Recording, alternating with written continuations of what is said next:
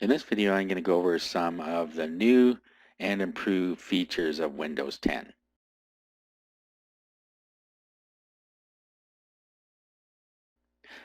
First thing I want to show you is one of my favorite things, and it's the virtual desktop and app switcher. Now, I have a browser up on my screen here so that I can demonstrate this a little better. But you see this thing down here on the left that says Task View? If you click on that, it brings up the different tasks you have running here. And then you can switch between them by clicking on things, and you can move them back and forth. Over on the right here, I have New Desktop. So if I click on that, I now have a new desktop that I can do things on. So if I just click in here, now I can open something else up in here. It doesn't matter what it is. I'll open this, and I'll open Microsoft Edge. Now what this allows you to do is have different workspaces open for different tasks without having to interrupt any of your other tasks. So if you are doing work on one side and maybe you're doing some Facebooking on the other side or whatever it is, you can have them in totally separate windows. If I go down to the task viewer again, okay, so you'll see I have desktop 1 and desktop 2 here. So I can switch back and forth between the desktops, and I can pull apps from one to another. So say I want to go and take this browser over to desktop 2. I can grab it and then pull it over and drop it in desktop 2. And now in desktop 2, I have the 3. You can't see it, it's behind here, but here it is. Okay, so that's really a cool thing. You have different workspaces that you can use, and you can move things back and forth between all the workspaces. Now there are some limitations to it. You can't open the same app or program in two different desktops, or it'll just switch it to that other desktop. That's something that is different from most virtual desktops. However, that's just how it works here. So if I were to open File Explorer in another desktop, it would just bring this one across into the other desktop. It doesn't open two instances of anything in different desktops. So that would prevent you, for instance, from having two instances of Microsoft Edge or two instances of Firefox open on two different virtual desktops. Anyway, it's still a great feature, and I really like to use it, and I do use it quite a bit. Now, the next thing I want to talk about briefly is the Microsoft Store.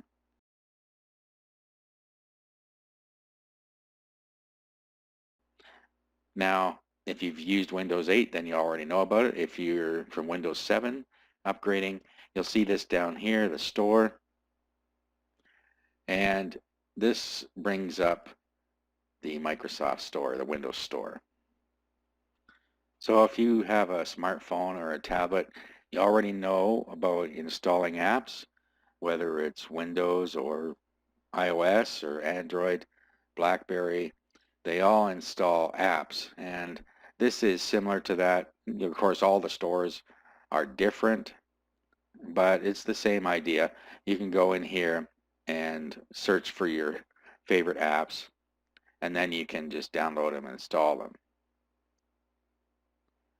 Okay, so you can go through this and find what you need. I think it's all by categories here and features.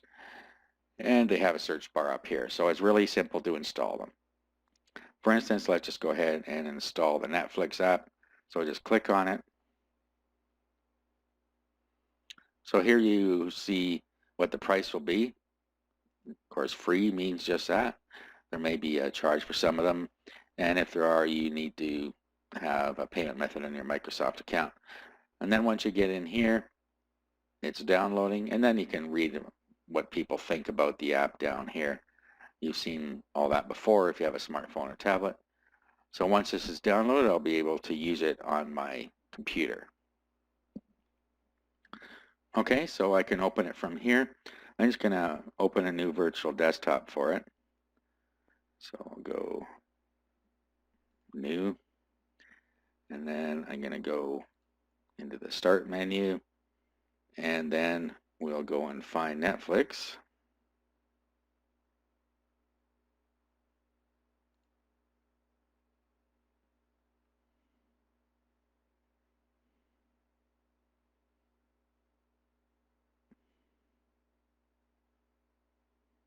Okay, here it is. And I briefly went over before about your start menu, which is another one of the great things, is the start menu can have live tiles on it. You can turn the live tiles on and off, and you can change this to what you like. But what you can do, and I showed you this as well, you can pin to start or pin to taskbar. Uninstall. I'll just pin it to the taskbar. And now let's open it up here.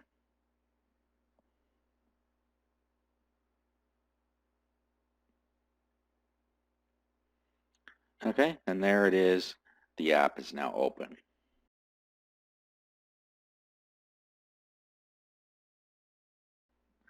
Okay, the next thing I want to talk about is the Action Center.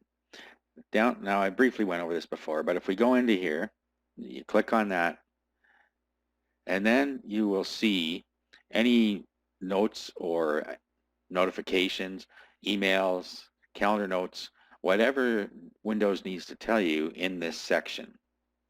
Down here, you also have some quick toggles. Okay, so all settings, I've shown you that. You can get quickly into your settings here. This is your Wi-Fi. Note, I showed you that as well. Then we have our brightness. Airplane mode is so that when you turn that on, it turns off all of your wireless radios. Okay, then we have connect. Now, if you have a smart TV or smart device, you can click on this and it will connect to that other device and you can stream things to there. VPN for virtual private networks. This is your location service, so if you're going to share your location, then this will be on and you can just quickly turn it off here.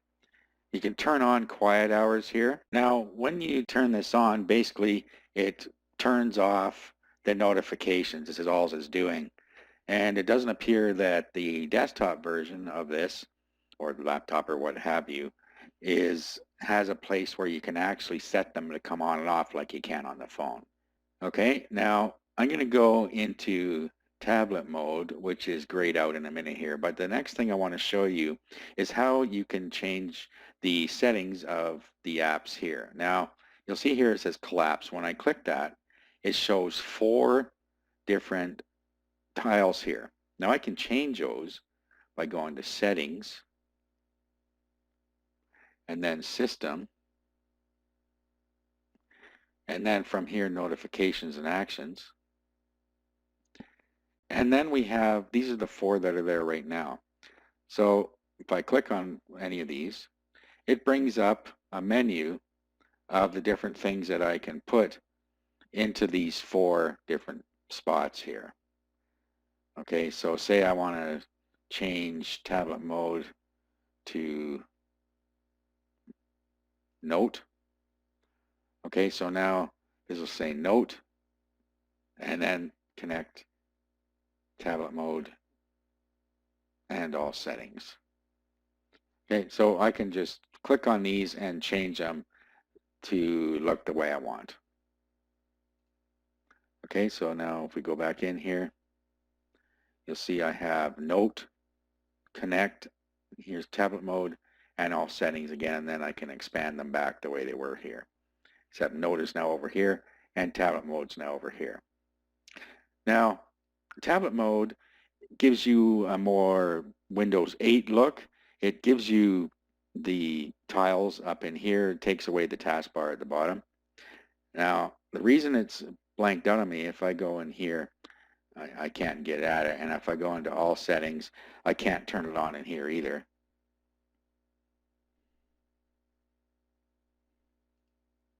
So if it goes here and I go to tablet mode, it's grayed out. And the reason is that I have dual monitors. If you have dual monitors, it won't let you do it. So I'm going to go ahead and unplug one of my monitors just so I can show you how it works here.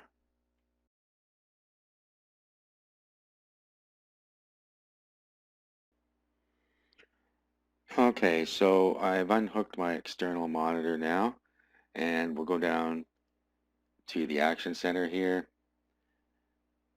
and you'll see that tablet mode is unchecked. So this gives you a more Windows 8-like look. When you click on it, it gets rid of the desktop and gets rid of most of the stuff on your taskbar, and you just basically have a Windows 8 look.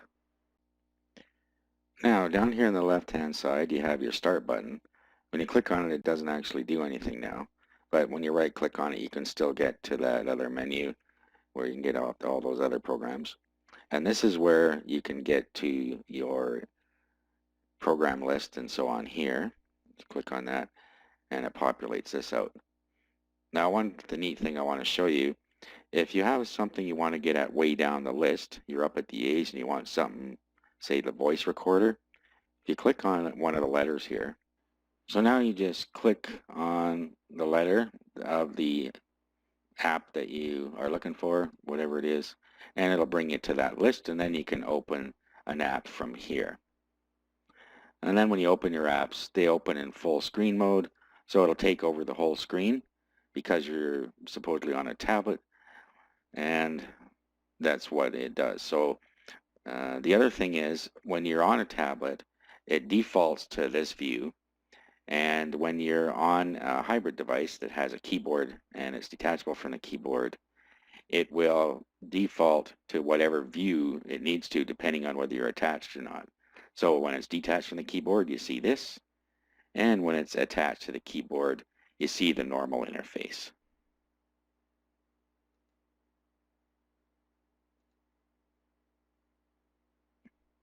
like this. Okay, so we're going to continue with some more features in the next video.